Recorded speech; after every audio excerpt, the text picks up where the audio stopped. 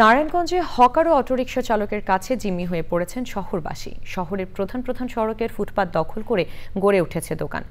নারায়ণগঞ্জ থেকে রুমন রেজার পাঠানো তথ্য ও ভিডিও চিত্রে আল মুকসেদের রিপোর্ট।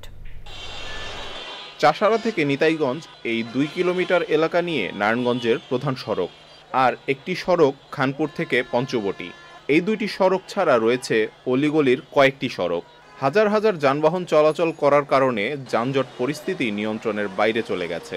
যানজট বাইরে গেছে গা। যানজট কিসের কারণে বাড়ছে? অটো বাইরে গেছে গা। কোনো শৃঙ্খল না, ট্রাফিক শৃঙ্খল তো নাই।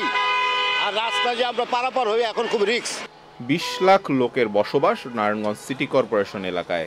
বৈধ ও অবৈধভাবে প্রতিদিন পায়ে চালিত 8,000 রিকশার পাশাপাশি চলছে 25,000 ব্যাটারি রিকশা ও ইজি বাইক। ভ্যান গাড়িতে ভ্রাম্যমাণ দোকান বসানোর কারণে হকারদের নিয়ন্ত্রণে থাকছে এই সড়ক ও ফুটপাত। রাস্তার দুই পাশে ফুটপাত, রাস্তার মধ্যে এসে পড়ছে। পরীক্ষা দিল, অনেক লেটে যাওয়া হয়েছে, আর সবসময় লেগেই থাকে, সারাক্ষণ জ্যাম এখানে।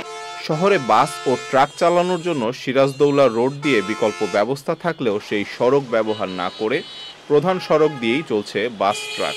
বিরাট বড় বড় গাড়ি, বাস, ট্রাক দিনের বেলা চলতেছে। ড্রাইভারদের অসচেতনতার কারণে এই সমস্যাগুলো সৃষ্টি হয়। এই যে আপনার রাস্তাঘাটটা দুইটা যানজট লাগায় রাখছে। ওই যে ফলের দোকান, 3-4টা করে ভ্যান গাড়ি বহাত। পুলিশ সুপার জানিয়েছে অবৈধ ইজি বাইক ও যানবাহনের বিরুদ্ধে অভিযান চলছে।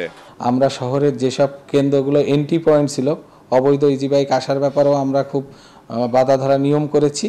আমাদের অভিযান অব্যাহত আছে এবং অচিরেই যানজটের আরও দৃশ্যমান উন্নতি হবে বলে মনে করি আমরা।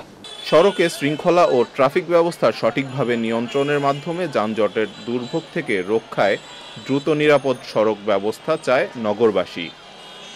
আল মুকসিদ, চ্যানেল আই।